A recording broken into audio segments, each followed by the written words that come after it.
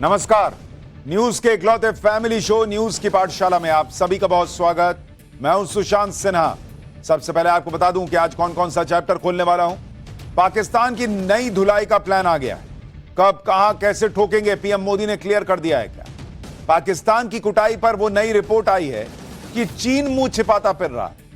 किसने दावा कर दिया कि राहुल गांधी पीएम होते तो पीओके ले आते, आज आपको यह भी बताऊंगा। कांग्रेस के समय कितनी सर्जिकल स्ट्राइक हुई थी, वो जवाब जिसे सुनकर आप शॉक्ड रह जाएंगे। अवैध बांग्लादेशी और रोहिंग्याज पर ऐसा ताबड़तोड़ एक्शन जो पहले इस देश में कभी नहीं हुआ। बुलडोजर तो चला ही, रोहिंग्याओं का सामान पैक करके कहां भेज दिया जा रहा है। खिड़की से बरसता कैश, नोटों का ऐसा नया अंबार निकल आया कि सब देखकर हैरान रह गए। 500 के नोटों के बंडल का वो कांड, पीएम मोदी अब 500 का नोट ही बंद कर देंगे क्या? आज इसके बारे में भी बात होगी। एनडीए की पासिंग आउट परेड में आज ऐसा क्या हुआ जो हर भारतीय को गर्व से भर देगा, आपको देखना चाहिए। आज इसका भी चैप्टर है। लेकिन सबसे पहले दिन भर की बड़ी खबरों का रिवीजन, उसके बाद पहला चैप्टर।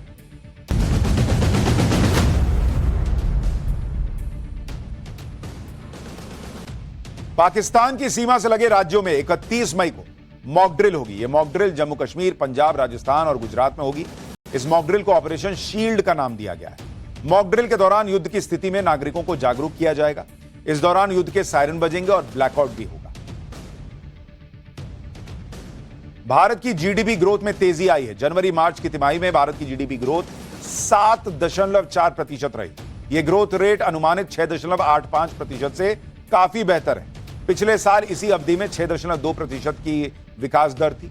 पूरे वित्त वर्ष 2024-25 के लिए जीडीपी ग्रोथ 6.5% रही है, जबकि अनुमान 6.3% का है। इसका मतलब यह है कि इकोनॉमी ने अच्छी रफ्तार पकड़ी हुई है। प्रधानमंत्री नरेंद्र मोदी 31 मई को मध्य प्रदेश की राजधानी भोपाल जाएंगे, जहां वो देवी अहिल्याबाई होलकर की 300वीं जयंती पर महिला सशक्तिकरण महासम्मेलन में हिस्सा लेंगे। इस दौरान पीएम मोदी देश का पहला 300 रुपए का सिक्का जारी करेंगे। यह सिक्का रानी अहिल्या को समर्पित होगा। पीएम मोदी अहिल्याबाई की 300वीं जयंती पर डाक टिकट भी जारी करेंगे। नीट पीजी परीक्षा पर सुप्रीम कोर्ट ने बड़ा फैसला सुनाया है। सुप्रीम कोर्ट ने कहा है कि नीट पीजी 2025 परीक्षा एक शिफ्ट में ही कराई जाए, 2 शिफ्ट में नहीं। नेशनल बोर्ड ऑफ एग्जामिनेशन ने कहा था कि उनके पास एक शिफ्ट में परीक्षा कराने के लिए पर्याप्त सेंटर नहीं है, लेकिन कोर्ट ने यह दलील नहीं मानी और आदेश दिया कि 15 जून को सिर्फ एक शिफ्ट में ही परीक्षा लेनी होगी, वरना परीक्षा की डेट आगे बढ़ा। सुप्रीम कोर्ट ने कहा कि 2 शिफ्ट में नीट एग्जाम कराने से सभी को समान अवसर नहीं मिलेगा। हिमाचल प्रदेश के सिरमौर से एक दिल दहला देने वाला वीडियो सामने आया है, जिसमें देखा जा सकता है कि नेशनल हाईवे पर भारी भूस्खलन हुआ। भारी बारिश के बाद अचानक पहाड़ी से बड़े बड़े पत्थर और मलबा सड़क पर गिरने लगे। ठीक उसी वक्त एक कार मौके पर रुकी थी, जिसमें महिला समेत 3 लोग सवार थे। गनीमत यह रही कि पत्थर गिरने से ठीक 2 सेकंड पहले तीनों लोग कार से बाहर निकल गए और दौड़कर अपनी जान बचा ली।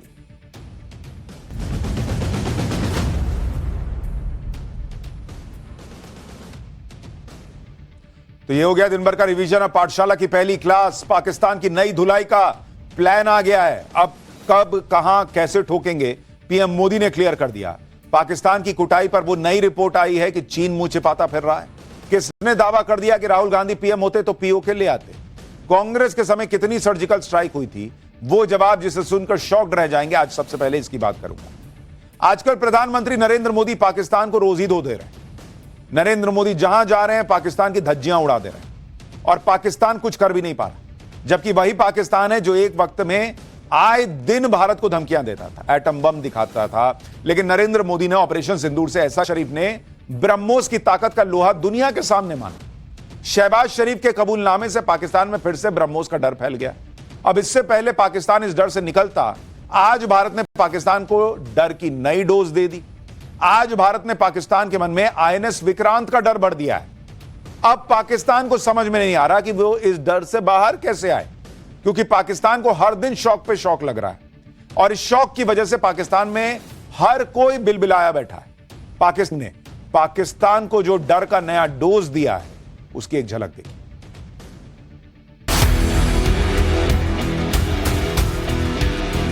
ब्रह्मोस मिसाइल ने दुश्मन के घर में घुसकर तबाही मचाई।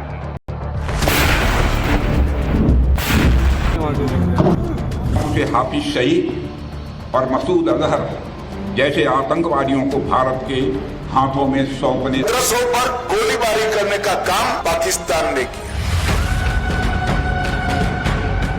तो दुश्मन कहीं भी हो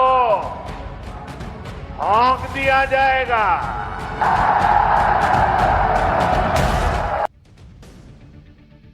नरेंद्र मोदी कह रहे हैं दुश्मन कहीं भी हो हौंक दिया जाएगा।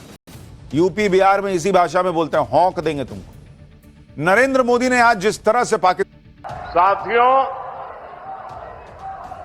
ऑपरेशन सिंदूर में दुनिया ने भारत के स्वदेशी हथियारों और मेक इन इंडिया की ताकत भी देखी है। हमारे भारतीय हथियारों ने, ब्रह्मोस मिसाइल ने दुश्मन के घर में घुसकर तबाही मचाई। जहां टारगेट तय किया वहां धमाके किए। ये ताकत हमें आत्मनिर्भर भारत के संकल्प से मिली है। अब अगली लड़ाई जब होगी तो ब्रह्मोस पाकिस्तान पर और कहर बरपाएगा, क्योंकि नरेंद्र मोदी ब्रह्मोस को और ज्यादा ताकतवर बनाने के लिए आगे बढ़ चुके हैं। ब्रह्मोस के 800 किलोमीटर मारक क्षमता वाला वर्जन तैयार हो रहा है। पनडुब्बी से दागे जाने वाले ब्रह्मोस मिसाइल के वर्जन का जल्दी ही फिर से टेस्ट शुरू होना है।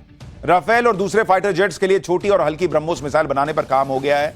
एक हाइपरसोनिक ब्रह्मोस पर भी काम चल रहा है, जो इसकी स्पीड को एक अलग लेवल पर लेकर चली जाएगी।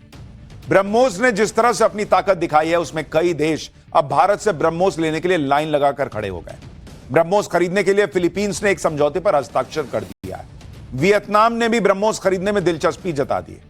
दुनिया ब्रह्मोस कर रही है। ब्रह्मोस मिसाइल अब मेड इन इंडिया हथियारों की ब्रांड एम्बेसडर बन चुका है। लेकिन ऑपरेशन सिंदूर का हीरो सिर्फ ब्रह्मोस नहीं है। ऑपरेशन सिंदूर के दौरान जिस तरह मेड इन इंडिया हथियारों ने पाकिस्तान के मेड इन चाइना हथियारों की बखिया उधेड़कर रख दी, उसने अमेरिका को भी मेड इन इंडिया हथियारों का फैन बना दिया है। अमेरिकी डिफेंस एक्सपर्ट जॉन स्पेंसर ने ऑपरेशन सिंदूर को लेकर एक रिपोर्ट लिखी। इस रिपोर्ट में जॉन स्पेंसर ने बताया है कि ऑपरेशन सिंदूर में जिस तरह भारत के स्वदेशी हथियारों ने पाकिस्तान के साथ साथ चीन को भी शिकस्त दी है, जो वाकई में ऑपरेशन सिंदूर की जीत के जश्न को दोगुना करने वाला है। अमेरिकी एक्सपर्ट बता रहा है कि भाई चीन को भी मार दिया भारत ने। रिपोर्ट में कहा गया है कि दुनिया की सबसे तेज और सटीक क्रूज मिसाइलों में से एक ब्रह्मोस ने पाकिस्तानी रडार स्टेशन और मजबूत सुरक्षा वाले ठिकानों को भी मिट्टी में मिला दिया। डीआरडीओ और भारत डायनेमिक्स का बनाया आकाश मिसाइल और आकाश तीर सिस्टम जिस तरह हवा में ही दुश्मन के ड्रोन, मिसाइल और विमानों को तबाह कर दे रहा था, वो काबिले तारीफ था। रिपोर्ट में कहा गया कि भारत के अर्ली वार्निंग सिस्टम नेत्र ने दुश्मन के विमानों और मिसाइलों को 100% कामयाबी के साथ ट्रैक किया और भारतीय हमलों को सटीक टारगेट दिया। रिपोर्ट में कहा गया कि भारत के D4S ड्रोन डिफेंस सिस्टम ने पाकिस्तान के चीनी ड्रोन्स को नाकाम कर डाला। इसी रिपोर्ट में बताया गया कि भारत के एंटी रेडिएशन मिसाइल रुद्रम ने पाकिस्तान के ग्राउंड बेस्ड रडार सिस्टम को बेअसर कर दिया और फिर भारत की मिसाइलों और फाइटर जेट्स ने मिनटों में पाकिस्तान की बैंड बजाकर रख दी। यह एक अमेरिकी अपनी रिपोर्ट में लिख रहा है, बड़े डिफेंस एक्सपर्ट अपनी रिपोर्ट में लिख रहे हैं। राहुल गांधी इसी में परेशान है कि भारत के कितने विमान गिरे। अरे दुनिया तारीफ कर रही है बॉस भारत की, लेकिन यहां के विपक्ष को पता नहीं क्या आग लगी रहती है कि कैसे मोदी का विरोध कर दे। पूरी दुनिया मान रही है कि भारत के हथियारों ने पाकिस्तान को धो डाला, चाइना को धो डाला। फिर कहना चाहता हूं, ऑपरेशन सिंदूर के दौरान जो दुश्मन गिड़गिड़ा रहा था, वो किसी धोखे में न रहे। ऑपरेशन सिंदूर अभी खत्म नहीं हुआ। पाकिस्तान का स्टेट और नॉन स्टेट एक्टर, ये अब खेल चलने वाला नहीं है। अगर मैं सीधे सीधी कानपुरिया में कहूं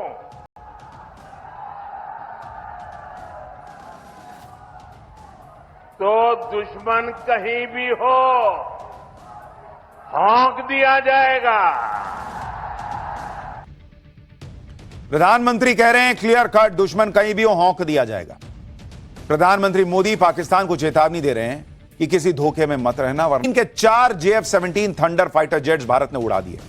चीन का HQ-9 missile defence system Bharat ने ड्रोन अटैक में ही बर्बाद कर दिया। चीन के LY-80 और FM-90 air defence system BrahMos छोड़िए भारतीय ड्रोन्स तक को ट्रैक नहीं कर पाए।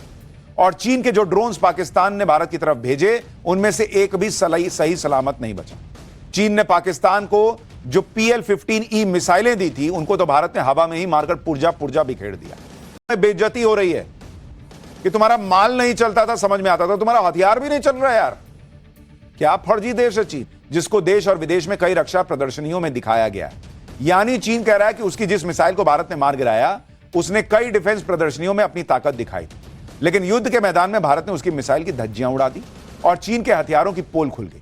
इसलिए अपनी रौद्र रूप तो अभी आना बाकी है। आर्मी और एयरफोर्स ने तो अपना काम कर दिया, लेकिन नेवी तो इस बार सिर्फ साइलेंटली ट्रेलर देख रहा था। नेवी ने साइलेंट रहकर ही पाकिस्तान की हालत खराब कर दी। आज रक्षा मंत्री राजनाथ सिंह ने INS विक्रांत पर खड़े होकर पाकिस्तान को नई टेंशन दे दी। रक्षा मंत्री ने कह दिया कि पाकिस्तान ने दोबारा कोई नापाक हरकत की तो इस बार ओपनिंग हमारी नेवी के हाथों से होगी। रक्षा मंत्री ने कहा कि पाकिस्तान अपनी खैर चाहता है तो हाफिज सईद और मसूद अजहर जैसे आतंकवादियों को तुरंत भारत के हवाले कर देना चाहिए, नहीं तो नेवी ऐसा मारेगी कि बचने का स्कोप नहीं है। सुनिए रक्षा मंत्री को। पाकिस्तान के हक में यही बात होगी कि वह अपनी जमीन पर चल रही आतंकवाद की नर्सरी को अपने हाथों से उखाड़ देंगे। इसकी शुरुआत उसे हाफिज सईद और मसूद अजहर जैसे आतंकवादियों को भारत के हाथों में सौंपने से करनी चाहिए, ताकि उनके साथ भी इंसाफ किया जा सके। उनके साथ का इंसाफ कैसा होना चाहिए यह मुझे बतलाने की जरूरत नहीं है। यानी भारत के रक्षा मंत्री ने क्लियर कर दिया है कि हाफिज सईद और मसूद अजहर को सौंपो तो हम सोचेंगे कि तुमको छोड़ना है, कम मारना है, क्या करना है। INS विक्रांत से पाकिस्तान को चेतावनी देने के पीछे भी एक खास वजह है।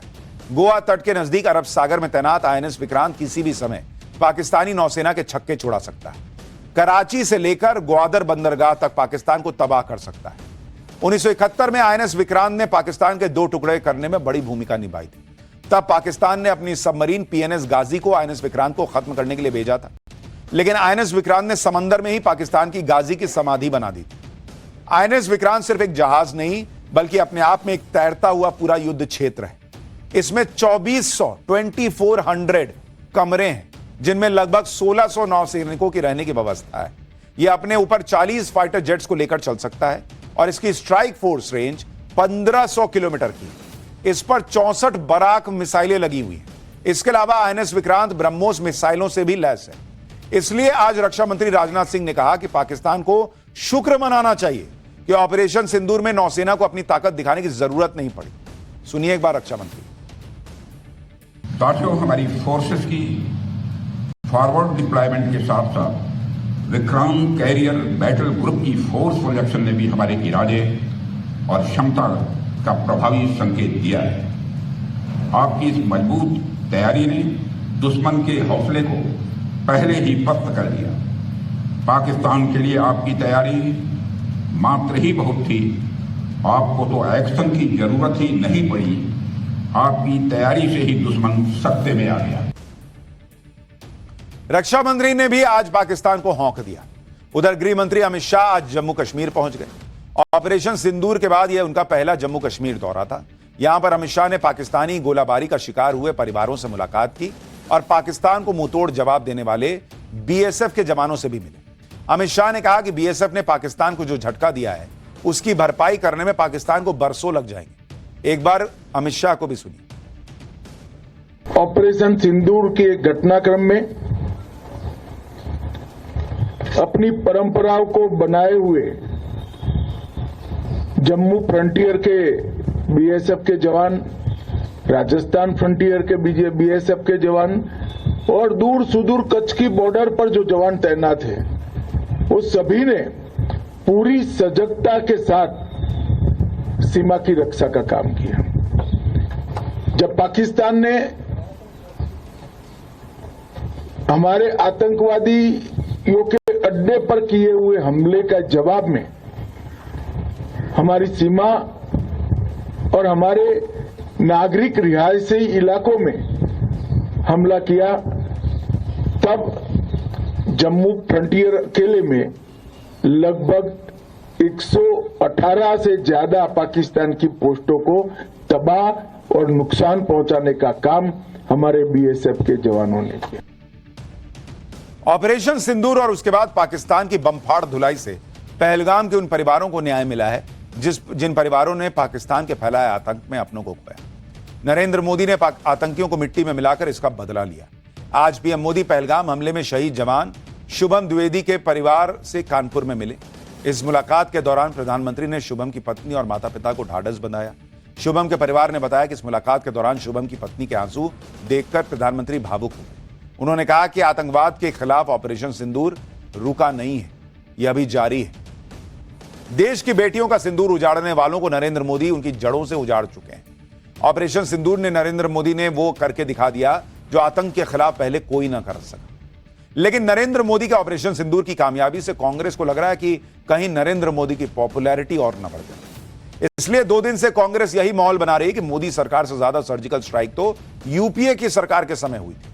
लेकिन पीएम मोदी की तरह कांग्रेस पार्टी कभी इसका ढिंडोरा नहीं पीटती थी, कभी इस पर पॉलिटिक्स नहीं करती थी। आप सोचिए, भारत पाकिस्तान के सीजफायर पर इंदिरा गांधी की फोटो चमकाने वाली कांग्रेस कह रही है कि हमने कभी राष्ट्रीय सुरक्षा पर पॉलिटिक्स नहीं की। गजब नहीं है बॉस ये? और अगर भारत सर्जिकल स्ट्राइक आपके जमाने में करता था तो बताने से हिचकते क्यों थे? क्या दिक्कत थी? लड़का आईएएस बन गया, हम बताने में विश्वास नहीं रखते। काहे नहीं विश्वास रखते? दुनिया को बताने में क्या दिक्कत थी कि हम घुस के मारना जानते हैं? आज दुनिया को समझ में आ रहा ना कि भारत क्या ताकत है, लेकिन कैसे बताते? ये आज आपको मैं फैक्ट्स के साथ बताता हूं। सेना का काम स्ट्राइक करना है, राजनीतिक दलों का काम राजनीति करना। इन दोनों को मिक्स नहीं किया जा सकता। लेकिन अगर सेना के एक्शन को लेकर ही राजनीति होने लगे तो यह बहुत दुर्भाग्यपूर्ण बन जाता है। इसलिए आज हम मजबूरन सर्जिकल स्ट्राइक पर राजनीति जो हो रही है उसका सच दिखाने वाला यह चैप्टर खोल रहे हैं, ताकि देश को यह पता चल सके कि सेना की स्ट्राइक पर पॉलिटिक्स कर कौन रहा है। ऑपरेशन सिंदूर में जिस तरह से पीएम मोदी ने सेना को पाकिस्तान में घुसकर ठोकने की खुली छूट दी, उससे पीएम मोदी के नेतृत्व की तारीफ हो रही। पीएम मोदी की इस तारीफ को हल्का करने के लिए कांग्रेस पार्टी ने आज एक वीडियो जारी किया, एक पोस्टर जारी किया और बताया कि उनसे भी सेना को खुली छूट मिली हुई थी। उनके टाइम पर 6 सर्जिकल स्ट्राइक हुई थी। कांग्रेस ने बताया कि 2008 से 2014 के बीच 6 सर्जिकल स्ट्राइक हुई थी। पहली स्ट्राइक जून 2008 में पुंछ के भट्टल इलाके में हुई। फिर साल 2011 में शारदा सेक्टर में सर्जिकल स्ट्राइक हुई। जनवरी 2013 में सावन पात्रा चेकपोस्ट इलाके में सर्जिकल स्ट्राइक हुई। फिर जुलाई 2013 में नाजापीर सेक्टर में सर्जिकल स्ट्राइक हुई। अगस्त 2013 और जनवरी 2014 में नीलम घाटी में सर्जिकल स्ट्राइक हुई। लेकिन यह नया दावा करके कांग्रेस ने खुद अपने पांव पर कुल्हाड़ी मार ली, क्योंकि यूपीए के दौरान कितनी सर्जिकल स्ट्राइक हुई इसे लेकर कांग्रेस के नेता और यूपीए के हिस्सा रहे नेताओं के खुद के अपने अलग अलग दावे हैं। और मैं आपको बताता हूं, अगर कौन बनेगा करोड़पति में केबीसी वालों को 7 करोड़ रुपया बचाना है अपना, तो यही सवाल रख देना चाहिए कि कांग्रेस के जमाने में कितनी सर्जिकल स्ट्राइक हुई, क्योंकि कांग्रेस के नेताओं ने ही इतने नंबर बता रखे हैं कि कोई सही जवाब दे ही नहीं पाएगा। यूपीए के समय सर्जिकल स्ट्राइक कितनी हुई भाई, जरा इसके बारे में आपको बताता हूं। और ये आपको कांग्रेस और यूपीए का हिस्सा रहे नेताओं के बारे में आपको बता रहा हूं। राहुल गांधी के मुताबिक कितनी सर्जिकल स्ट्राइक हुई? 3। वो कह रहे हैं 3 सर्जिकल स्ट्राइक यूपीए के समय हुई। चलिए भाई, आप ये कहेंगे ठीक है 3 मान लिया। अब सुनिए, अशोक गहलोत, ये भी कांग्रेस के वरिष्ठ नेता हैं, इन्होंने बयान दिया था कि कांग्रेस के समय में, यूपीए के समय में 15 सर्जिकल स्ट्राइक हुई थी, लेकिन हम लोग इसके बारे में बताते नहीं थे। अरे बॉस, राहुल गांधी कह रहे हैं 3 हुई, अशोक गहलोत कह रहे हैं 15 हुई। और सुनिए, शरद पवार जो यूपीए के समय में केंद्रीय मंत्री भी रहे, उनका क्या दावा है? 4 सर्जिकल स्ट्राइक। लेबल आया। राहुल गांधी कह रहे हैं 3, अशोक गहलोत कह रहे हैं 15, शरद पवार कह रहे हैं 4 स्ट्राइक हुई थी, लेकिन हम सब बताते नहीं थे। और सुनिए, के चंद्रशेखर राव, ये भी यूपीए के सरकार में हिस्सा थे, तेलंगाना के पूर्व सीएम, इनके हिसाब से 11 सर्जिकल स्ट्राइक हुई। और अब कांग्रेस पार्टी नया डेटा लेकर आई है, कह रही है कि 6 सर्जिकल स्ट्राइक हुई है। अब आप पहले तो कांग्रेस पार्टी और उसके सहयोगी आपस में बैठ के एक बार तय कर लें कि कितनी हुई है। राहुल गांधी के हिसाब से 3 सर्जिकल स्ट्राइक हुई है, अशोक गहलोत के हिसाब से 15 हुई है, शरद पवार के हिसाब से 4 हुई है, केसीआर के हिसाब से 11 हुई है, कांग्रेस नया डेटा लाई है कि 6 हुई है। पहले मन तो बना लो कि कितना सर्जिकल स्ट्राइक बोलना है। ऐसा होता है, खिलवाड़ चल रहा है, जिसका जो मन में आया 15-20, और हम बोलने में विश्वास नहीं रखते इसलिए बताते नहीं। अरे बताओगे कैसे सब अलग अलग बोल रहे हैं। और इतना ही नहीं, अभी कहानी में ट्विस्ट ये भी है कि अगर आप आरटीआई का डेटा देखेंगे तो वो अलग ही कहानी बता रहा है, क्योंकि साल 2018 में डाली गई एक आरटीआई के मुताबिक सितंबर 2016 से पहले सेना के पास सर्जिकल स्ट्राइक का कोई डेटा ही नहीं है। आरटीआई में पूछा गया था कि साल 2004 से 2014 के बीच कितनी सर्जिकल स्ट्राइक हुई। इस पर आरटीआई के जवाब में कहा गया था कि सेना ने 29 सितंबर 2016 को सर्जिकल स्ट्राइक की थी। उस उरी में सैन्य शिविर पर हमले का बदला लेने के लिए सेना ने पीओके के अंदर घुसकर आतंकी ठिकानों पर स्ट्राइक की थी। यानी 2004 से 2014 के बीच यूपीए सरकार के दौरान सर्जिकल स्ट्राइक हुई थी। इसे लेकर कोई डेटा ही मौजूद नहीं है, यह आरटीआई में कहा गया। लेकिन कांग्रेस तो यूपीए सरकार के दौरान 11, 15, 4, 3, 6 जो मन आ रहा है वो स्ट्राइक का दावा कर रही है। कांग्रेस के वक्त में सर्जिकल स्ट्राइक हुई या नहीं, इसे लेकर ही कंफ्यूजन है। मोदी सरकार के वक्त में ऐसा कंफ्यूजन इसलिए नहीं है क्योंकि मोदी सरकार ने जब भी भारत ने पाकिस्तान को घर में घुसकर मारा तो खुद सेना ने इसकी डिटेल बताई, दुनिया को बताया, सबूतों के साथ बताया कि कैसे पाकिस्तान को घर में घुसकर मारा। क्योंकि आज का भारत दुनिया क्या बोलेगा इसकी परवाह नहीं करता। नहीं तो इसी देश में एके एंटनी जैसे रक्षा मंत्री हुए जो संसद में खड़े होकर बताते थे कि हमने चीन के पास के बॉर्डर के इलाके में ज्यादा इंफ्रास्ट्रक्चर नहीं बनाया ताकि तनातनी की स्थिति ना बने। यह भारत हुआ करता था। नरेंद्र मोदी ने आकर पूर्वोत्तर के राज्यों में भर भर के विकास किया, भर भर के इंफ्रास्ट्रक्चर बनाया चाइना बॉर्डर के पास, इसीलिए चीन अलबलाया हुआ है। लेकिन आप राजनीति देखिए, कांग्रेस यूपीए सरकार में सर्जिकल स्ट्राइक पर पीठ थपथपा रही है, जबकि मोदी सरकार में हुई सर्जिकल स्ट्राइक तो उसके नेता फर्जी बता रहे हैं।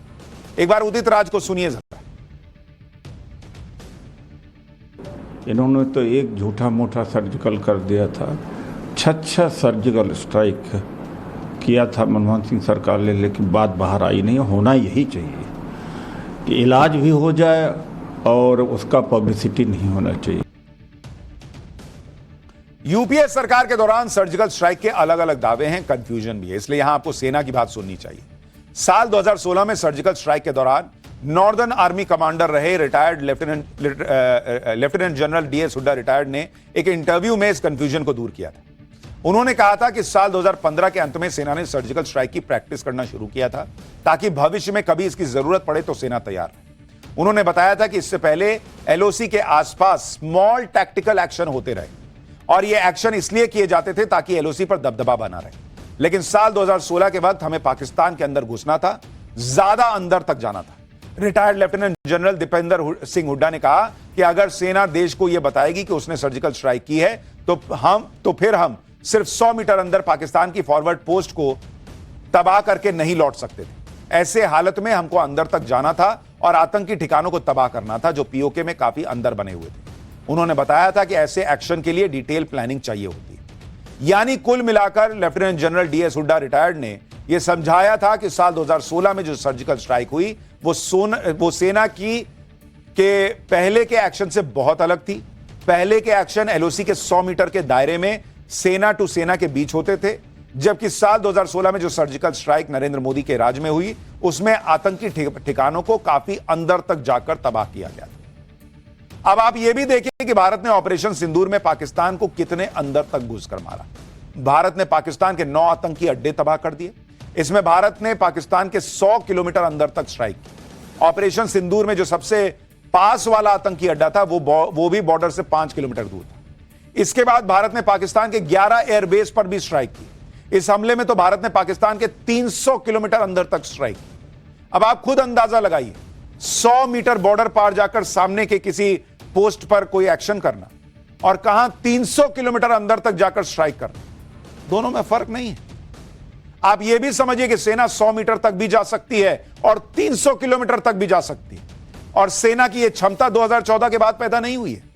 सेना यूपीए के जमाने में भी 300 किलोमीटर अंदर जा सकती थी, लेकिन तब का नेतृत्व नहीं था जो कहे कि हां घुसो 300 किलोमीटर अंदर, कोई कुछ नहीं बोलेगा, मैं हूं ना पीछे। यह काम किया है नरेंद्र मोदी ने। मारो ना जी, मैं हूं ना खड़ा, देखता हूं दुनिया में कौन बोलेगा। कोई नहीं आ पाया बोलने के लिए। यह फर्क आया है 2014 के बाद। सेना तो तब भी कैपेबल थी, आज भी कैपेबल है, लेकिन उसकी कैपेबिलिटी का जो प्राइम इस्तेमाल करना है वो आज के जमाने में हो रहा है।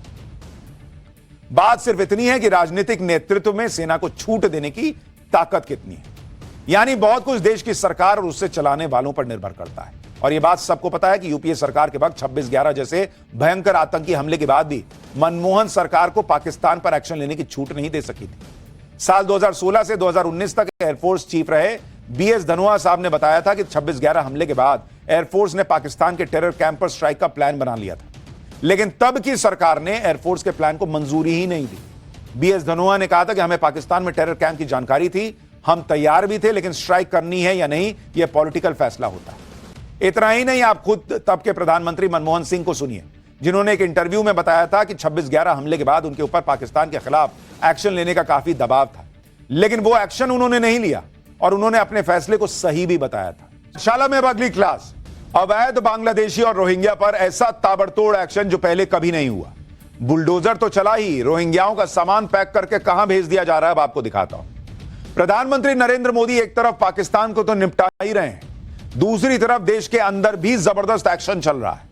देश के अंदर जो दुश्मन छुपे हैं, जो लोग देश को खोखला कर रहे हैं, उनकी सफाई के लिए जबरदस्त तरीके से ऑपरेशन क्लीन चल रहा है।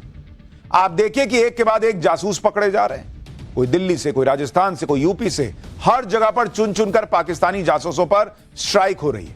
इसके अलावा देश के अंदर जगह जगह जो अवैध घुसपैठिए भर गए थे, उन घुसपैठियों को भगाया जा रहा है, उन घुसपैठियों पर बुलडोजर एक्शन हो रहा है। अवैध रोहिंग्याज हो या फिर अवैध बांग्लादेशी हो, इन सब का टाइम ओवर हो गया है। दिल्ली, हरियाणा, यूपी से लेकर असम तक अवैध रोहिंग्या और बांग्लादेशियों पर जबरदस्त एक्शन हो रहा है। ये सारे घुसपैठिए जो अवैध निर्माण करके देश में जमकर बैठ गए हैं, इनका सामान पैक करके खदेड़ा जा रहा है। अवैध घुसपैठियों के खिलाफ देश भर में चल रहे एक्शन का पहले एक ट्रेलर देख लीजिए, फिर आपको बताता हूं कि कैसा जबरदस्त एक्शन चल रहा है इनके ऊपर।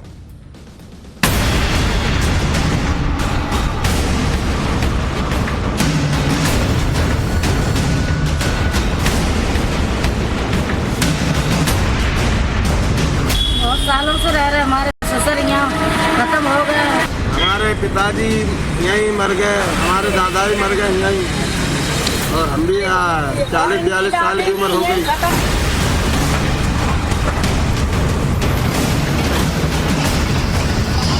बांग्लादेशी घुसपैठियों के लिए 1 इंच जमीन नहीं देने वाले हैं।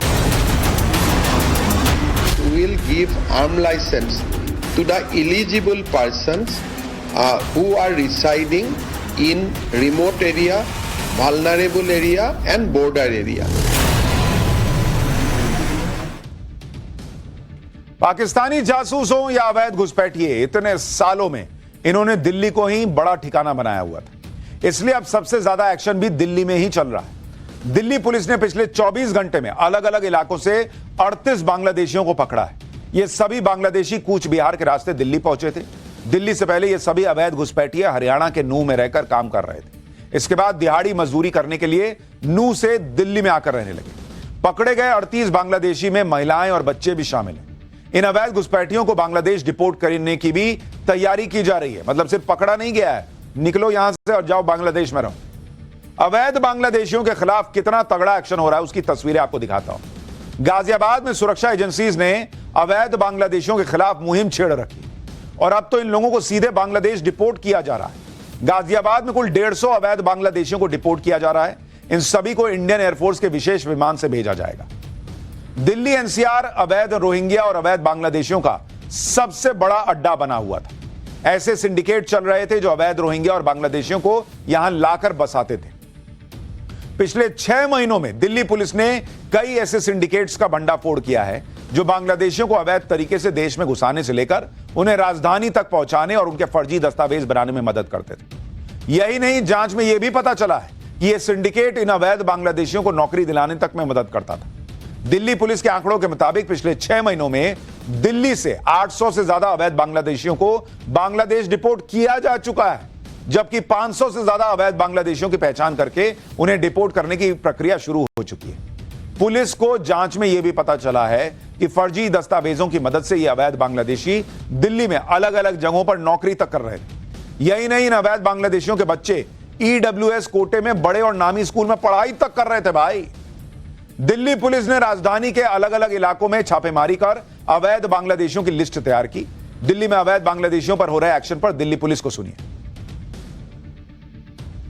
इनमें जिन लोगों के पास कुछ के कागज मिले हैं, उनमें आधार कार्ड मोस्टली मिले हैं और वहाँ के बांग्लादेश के भी इनके पास डॉक्यूमेंट मिले हैं, चाहे वो व्हाट्सएप पे, फ़ोन में या कहीं भी उनको डॉक्यूमेंट वहाँ के मिले, जिससे हमने उनको उस वहाँ से जोड़ा है और उनकी FRRO की मदद से डिपोर्टेशन की कार्रवाई कर रहे हैं। अवैध बांग्लादेशियों को सिर्फ डिपोर्ट ही नहीं किया जा रहा, बल्कि उनके ठिकानों पर बुलडोजर भी चल रहा है। दिल्ली में अवैध बांग्लादेशियों के ठिकानों पर छापेमारी चल रही है, बुलडोजर एक्शन हो रहा है। ये तस्वीरें दिल्ली के तैमूर नगर इलाके की हैं, जहां कुछ दिनों पहले तैमूर नगर नाले के किनारे बनी 100 से ज्यादा अवैध इमारतों को मिट्टी में मिला दिया गया। यानी ताबड़तोड़ एक्शन चल रहा है।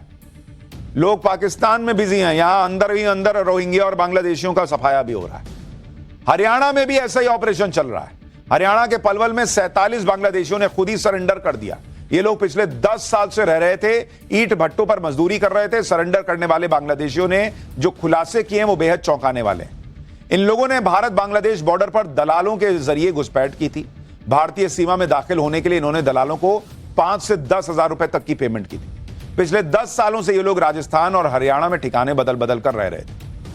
लेकिन जब पहलगाम हमले के बाद सरकार ने अवैध घुसपैठियों के खिलाफ ऑपरेशन क्लीन शुरू किया, तो इन लोगों को काम मिलना बंद हो गया। फिर मजबूरी में इन्हें पुलिस के सामने सरेंडर करना पड़ा। सुनिए ये लोग खुद क्या बता रहे हैं। ईंट भट्टे पे ईंट थाप रहे थे। कितने लोग हैं आपके साथ? हमारे साथ तो बहुत लोग था, लेकिन सब लोग गया है, बस हम ही है और हम एक परिवार में है। यहाँ पलवल कैसे पहुँचे हरियाणा के? गाड़ी वो बाबूजी ने निकाल दिया था भट्टे से, फिर अब हम यहाँ आया था काम करने के लिए। तो ये लोग कह रहा था हम बांग्लादेशी हो, तुम यहाँ से चला जाओ। इधर ऐसे आया थे, ये फतेहपुर में आया थे। वहाँ पर क्या काम करते हैं? काम ही नहीं मिला था, बरसात हो गया। 12 साल से भारत में कहाँ कहाँ रहे आप? हम हरियाणा और राजस्थान, बस 2 राज्यों में रहे। यहाँ क्या काम किया? ईंट भट्टा में ईंट फताई। ईंट भट्टा? हाँ, मालिक है ना, वो डर रहे थे, तो आप बांग्लादेशी निकाल जाओ। फिर हम लोग इधर आए, सारा 2-4 भट्टे में घूमे, रहने नहीं दिया, फिर हम सिलेंडर करने आए। जो दलाल था उसको कितना पैसा दिया था? दलाल वो अलग अलग है सबसे, कोई 5,000 लेता था, कोई 10,000, कोई 3,000 4,000 ऐसे बंदा देख के। यहाँ तो कोई खर्चा वर्चा नहीं मिला, फिलहाल तो खाने का भी पैसा नहीं है। जब भी हम लोग सिलेंडर करने हैं, कोई उपाय नहीं है हमारे पास। वापिस बंगाल जाना चाहते? वापिस बंगाल जाना चाहते बस। यूपी में भी सीएम योगी ने घुसपैठियों को यूपी खाली करने को कह दिया है।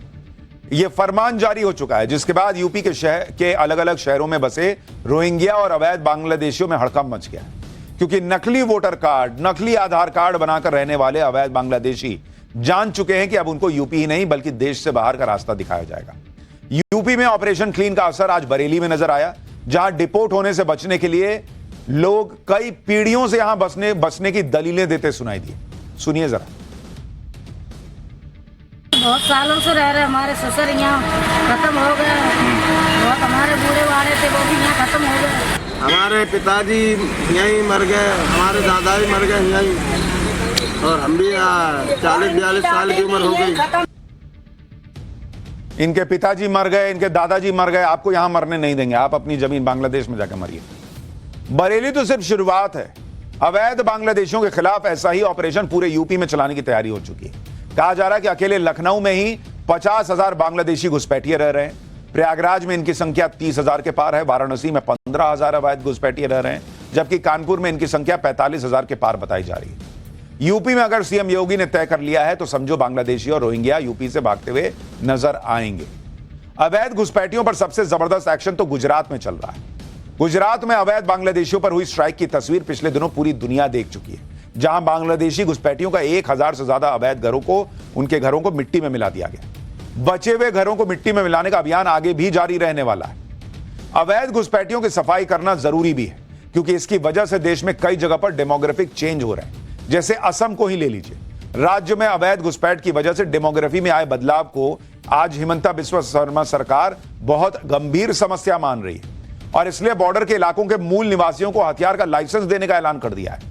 दरअसल असम के सीएम हिमंता बिस्वा शर्मा लगातार दावा करते रहे हैं कि असम में देश की आजादी के वक्त मुसलमानों की संख्या राज्य की कुल आबादी का 14% थी, लेकिन आज असम में मुसलमानों की आबादी कुल आबादी का 40% हो चुकी है और उनके हिसाब से यह संख्या जो देश के मुसलमान हैं उनकी वजह से नहीं बढ़ रही, बल्कि अवैध घुसपैठिए आ रहे हैं उनकी वजह से ज्यादा बढ़ रही है। सुनिए असम के मुख्यमंत्री हिमंता बिस्वा शर्मा ने क्या कहा। Today we have decided that we will give arm license to the eligible persons who are residing in remote area, vulnerable area and border area, and we will encourage our original inhabitants and indigenous Indian citizen to apply and take arms license as per the eligibility provided in the Indian Arms Act. सोचिए border के इलाकों में कितने इस घुसपैठ से कितनी समस्या बढ़ गई है, संकट बढ़ गया है कि असम के मुख्यमंत्री कह रहे हैं कि भाई वहां लोगों को लाइसेंस जो एलिजिबल होंगे उनको हथियार रखने का लाइसेंस देंगे। असम की ही तरह उत्तराखंड में भी पिछले कुछ सालों में तेजी से डेमोग्राफी बदली। साल 2001 तक उत्तराखंड में हिंदुओं की आबादी कुल आबादी का 85% थी, जबकि मुसलमानों की आबादी कुल आबादी का ऑलमोस्ट 12%। लेकिन 2011 में उत्तराखंड में हिंदुओं की आबादी घटकर 83% हो गई, जबकि मुसलमानों की आबादी बढ़कर ऑलमोस्ट 14% पे चली। एक तरफ अवैध घुसपैठियों पर एक्शन हो रहा है, दूसरी तरफ पाकिस्तान के लिए जासूसी करने वालों की धरपकड़ तेज हो गई है। पिछले दिनों राजस्थान से दिल्ली पुलिस ने जिस पाकिस्तानी जासूस कासिम को पकड़ा था, अब उस कासिम को लेकर बड़े खुलासे हो रहे हैं। कासिम ने दिल्ली पुलिस को बताया है कि इसने लाहौर के आर्मी कैंप में ट्रेनिंग ली थी, जहां उसे आईएसआई के 3 अफसरों ने ट्रेनिंग दी थी। कासिम के साथ कुछ और लोगों को भी ट्रेनिंग दी गई थी। 2 आईएसआई अधिकारियों का कोडनेम शाहजी और ताऊजी था। एक आईएसआई अधिकारी की पहचान वकास के तौर पर हुई। दिल्ली पुलिस को पाकिस्तान के इस जासूसी रैकेट में 2 और आरोपियों की तलाश है, जिसमें से एक का नाम हसीन है, जो आईएसआई के हैंडलर्स को सीक्रेट जानकारी पहुंचा रहा था। महाराष्ट्र के थाने से पकड़े गए पाकिस्तानी जासूस ने भी बड़े खुलासे किए। महाराष्ट्र एटीएस ने 27 साल के रवि वर्मा को गिरफ्तार किया। रवि वर्मा इंडियन नेवी से जुड़ी एक निजी कंपनी में काम करता था और नेवी के नोडल परिसर में उसका आसान एक्सेस था। इस जासूसी कांड में हनी ट्रैप एंगल भी निकलकर सामने आया है। महाराष्ट्र एटीएस की जांच में अब तक सामने आया है कि रवि वर्मा फेसबुक के जरिए एक पाकिस्तानी लड़की के संपर्क में था। फेसबुक पर दोस्ती के बाद व्हाट्सएप चैट शुरू हुई। इसी दौरान जासूसी का खेल शुरू हो गया। रवि ने नौसेना से जुड़ी जानकारी फोटो तक शेयर की। रवि पिछले 3 महीने से एजेंसीज के रडार पर था। यानी अवैध घुसपैठिए हों या फिर देश के खिलाफ जाकर जासूसी करने वाले लोग, सब पर ताबड़तोड़ एक्शन चल रहा है। लेकिन फिलहाल पाठशाला में अगला चैप्टर, जिसमें दिखाऊंगा कि खिड़की से बरसता कैश, नोटों का ऐसा नया अंबार निकल आया कि सब हैरान रह गए। 500 के नोटों के बंडल का वो कांड, पीएम मोदी अब 500 का नोट ही बंद कर देंगे क्या? आज इसके बारे में बताऊंगा। भाई पीएम नरेंद्र मोदी इस समय एक के बाद एक स्ट्राइक तो कर ही रहे हैं। पाकिस्तान पर, पाकिस्तान के आतंकी ठिकानों पर, अवैध बांग्लादेशियों पर, रोहिंग्याओं पर, और अब एक बार फिर से ब्लैक मनी पर स्ट्राइक के मूड में दिख रहा है। प्रधानमंत्री ब्लैक मनी पर कोई बड़ा फैसला ले सकते हैं और इसकी संभावना हाल की घटनाओं के बाद बढ़ गई है। कई अधिकारियों से लेकर मंत्रियों तक के पास अकूत कैश मिल चुका है और यह सिलसिला लगातार जारी है। ताजा घटना जो है वो ओडिशा की है, जहां एक इंजीनियर के पास से भयंकर कैश मिला। आप देखिए ना बॉस, लोग जमीन पर कालीन बिछाते हैं, वहां नोटों का बंडल बिछा हुआ है। इतना कैश मिला कि विजिलेंस की टीम की आंखें फटी की फटी रह गई। ये देखिए 500 रुपए के नोटों के बंडल। अरे भाई साहब, जिधर देखिए उधर ही बंडल है बंडल। ये हाल था। हद तो यह है कि जब विजिलेंस की टीम ने इंजीनियर के घर पर छापा मारा तो इंजीनियर ने खिड़की से करोड़ों रुपए नीचे फेंक दिए। सोचिए उसके पास कितना पैसा रहा होगा जो उसने करोड़ों रुपए ऐसे ही खिड़की से नीचे फेंक दिए। जो नीचे खड़ा रहा होगा तो कहा होगा अरे भैया नोट बरस रहा है। ओडिशा में काली कमाई वाले इंजीनियर की एक एक डिटेल आज आपको बताऊंगा। इंजीनियर के घर से मिले कैश का भंडार भी दिखाऊंगा। कैश के अलावा और क्या क्या मिला है यह भी बताऊंगा। और क्यों चंद्रबाबू नायडू पीएम मोदी से नोटबंदी की मांग कर रहे हैं यह भी बताऊंगा। लेकिन पहले ताजा कैश कांड की एक झलक देख लीजिए।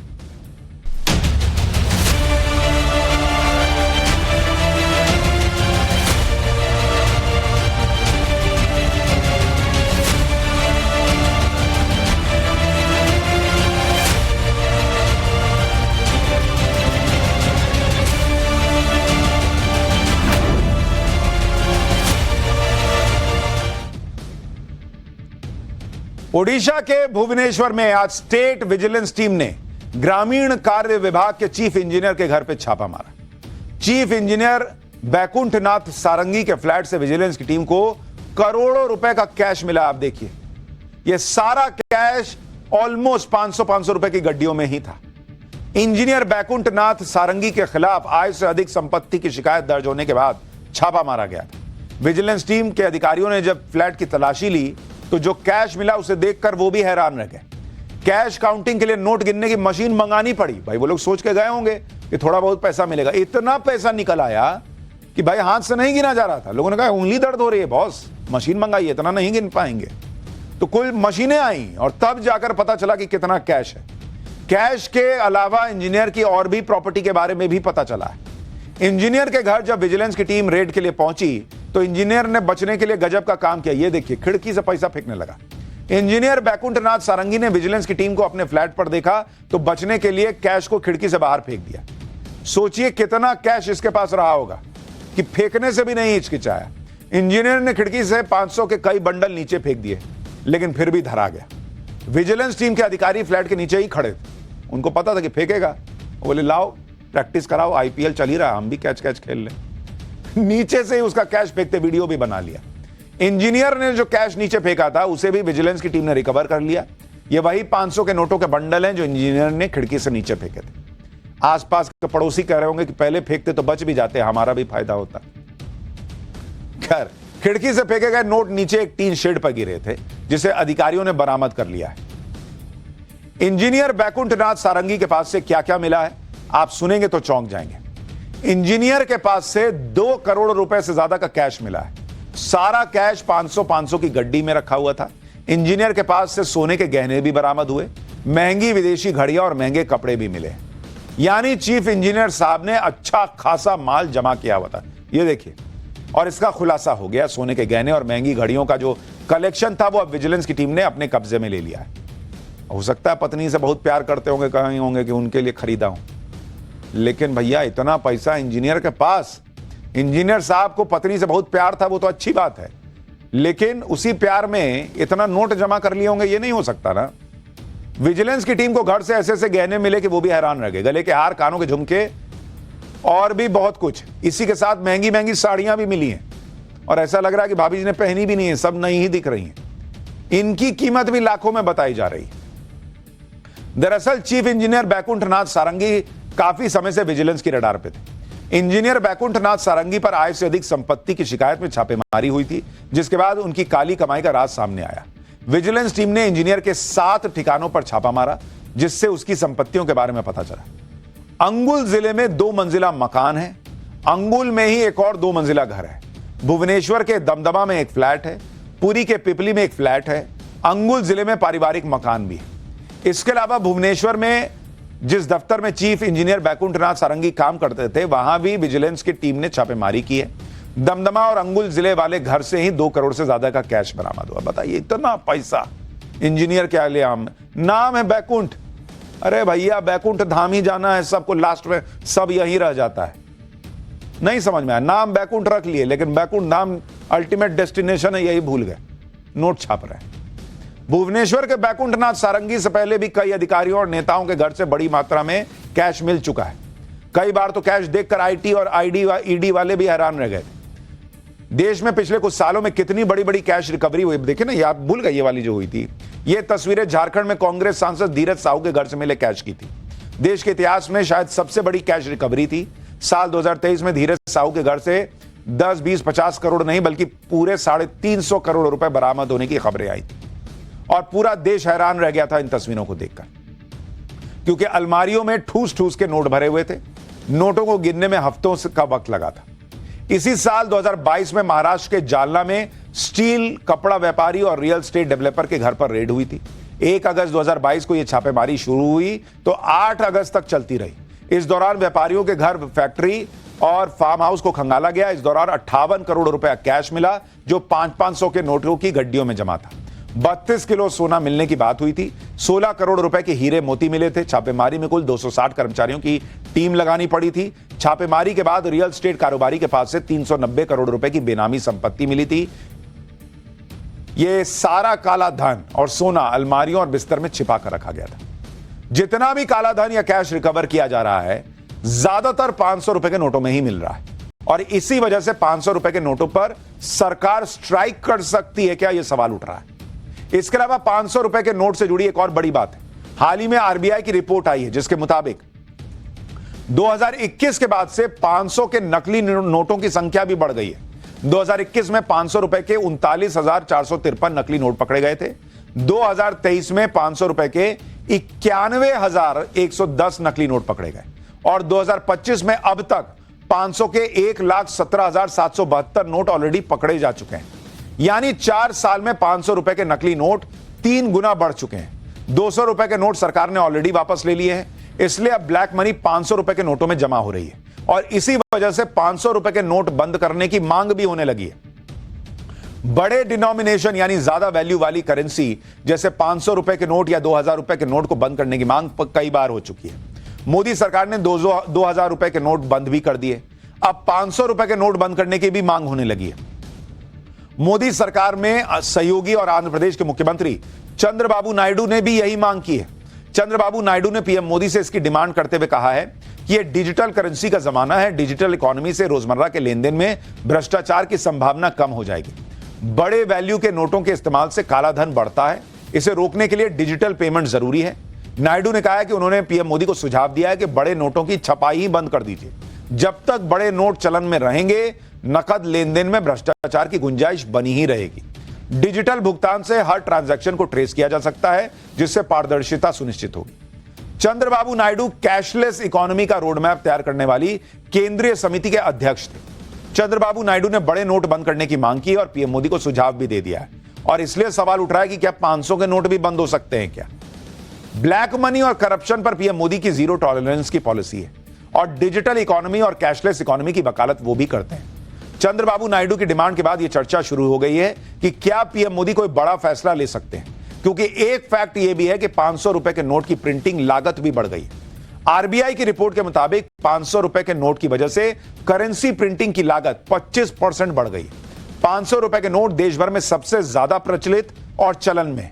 देश भर में जितना कैश है उसमें 500 रुपए के नोटों की हिस्सेदारी 86% है, जबकि सारे नोटों की संख्या में 500 रुपए के नोट 40% हैं। यानी वैल्यू और संख्या के मामले में 500 रुपए के नोटों की हिस्सेदारी सबसे ज्यादा है। दूसरे नंबर पर सबसे ज्यादा नोट 10 रुपए के हैं, जिसकी हिस्सेदारी 16.5% की है।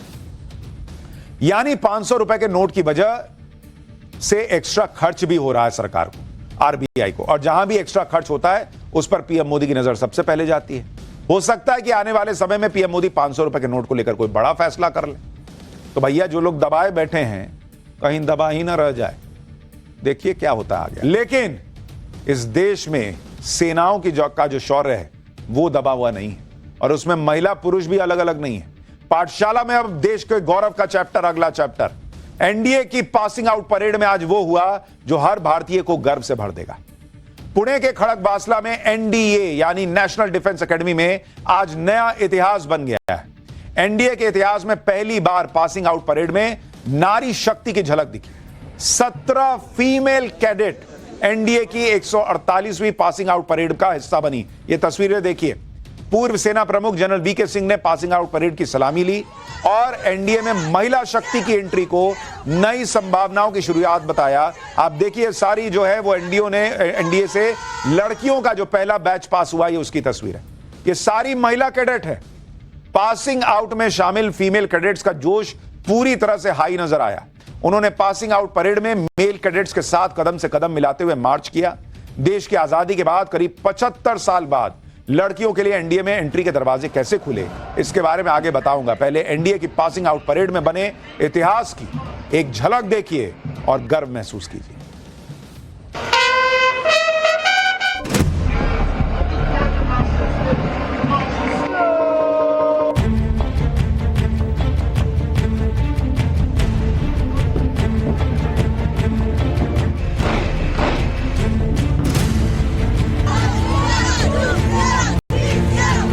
पता चला कि 75 साल बाद एनडीए खुल रहा है, तो ऐतिहासिक मोमेंट तो था ही। It came as a surprise.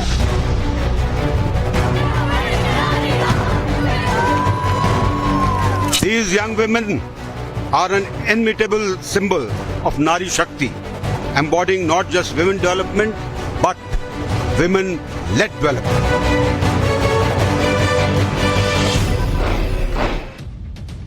NDA की पासिंग आउट परेड में शामिल हुई 17 फीमेल कैडेट्स अब इंडियन आर्मी, नेवी और एयरफोर्स में शामिल होकर देश की शान बढ़ाएंगे। पासिंग आउट परेड खत्म होने के बाद इन कैडेट्स ने जमकर जश्न मनाया, उसकी तस्वीरें आप देख रहे हैं। पासिंग आउट परेड पूरी करने के बाद फीमेल कैडेट्स ने कामयाबी का जश्न मनाते हुए पुशअप्स भी लगाए और दिखा दिया कि नारी शक्ति किसी भी से भी कंधे से कंधा मिलाकर सेना का शौर्य बढ़ाने के लिए पूरी तरह तैयार है। एनडीए की पासिंग आउट परेड ही नहीं बल्कि 148वें कोर्स का दीक्षांत समारोह भी ऐतिहासिक रहा। एनडीए के इतिहास में पहली बार फीमेल कैडेट श्रुति दक्ष ने आर्ट स्ट्रीम में टॉप करके दिखा दिया कि लड़कियों को किसी भी मामले में कम नहीं आंका जा सकता। श्रुति के पिता भी एनडीए से पास आउट है और एयरफोर्स में विंग कमांडर रह चुके हैं। श्रुति दक्ष और उनके साथ एनडीए में पहले फीमेल बैच के साथी बनी कैडेट्स ने एनडीए में लड़कियों की एंट्री को अपनी जिंदगी का बड़ा टर्निंग पॉइंट बताया। सुनिए एक बार इन्हें। पता चला कि 75 साल बाद एनडीए खुल रहा है, तो ऐतिहासिक मोमेंट तो था ही उस पर उस टाइम मैं बीकॉम ऑनर्स कर रही थी Shri Ram college of commerce Delhi university से। उस टाइम मुझे लगा कि मुझे वैसे भी फौज ज्वाइन करनी थी। पापा से इंस्पायर थी, अपनी बहन से इंस्पायर थी जो ऑलरेडी फौज में है। तो मेरा पूरा मन था और मैंने अपनी मिलिट्री करियर को भी जल्दी शुरू करने का सोचा था, तो मेरे को सही अपॉर्चुनिटी मिली। बहुत एक्साइटिंग था, स्टार्टिंग में टाइम लगता है अकोमोडेट होने में, बट एक बार सेट हो जाते हैं तो फिर अच्छा। It came as a shock because it came as a surprise that NDA, it was not open for us, and out of sudden it was open. I was preparing for JMIN and then I was told by one of my friend that NDA is open for females as well. Then I was like, let me just give it a try because I was planning to give CDS after my graduation. अब यह समझना भी जरूरी है कि आखिर NDA में लड़कियों को दाखिले के लिए इतना लंबा इंतजार करना क्यों पड़ा और इसकी शुरुआत अब हुई कैसे। दरअसल साल 2021 से पहले लड़कियों को एनडीए में एडमिशन नहीं मिलता था, जिसके खिलाफ दिल्ली हाईकोर्ट में याचिका दी गई थी। हाईकोर्ट से यह मामला सुप्रीम कोर्ट पहुंचा, जहां 18 अगस्त 2021 को कोर्ट ने पहली बार लड़कियों के एनडीए में शामिल होने के दरवाजे खोल दिए। इस फैसले के बाद 2022 में पहली बार 17 फीमेल कैडेट्स का बैच एनडीए में कठिन ट्रेनिंग के लिए पहुंचा। खड़गवासला में 3 साल की मुश्किल नहीं, बहुत मुश्किल ट्रेनिंग के बाद 17 फीमेल कैडेट्स का यह बैच आज पासिंग आउट परेड में शामिल हुआ और उन्होंने देश में नया इतिहास रच दिया। एक बार इनके जश्न की तस्वीरें दिखाइए लोगों को।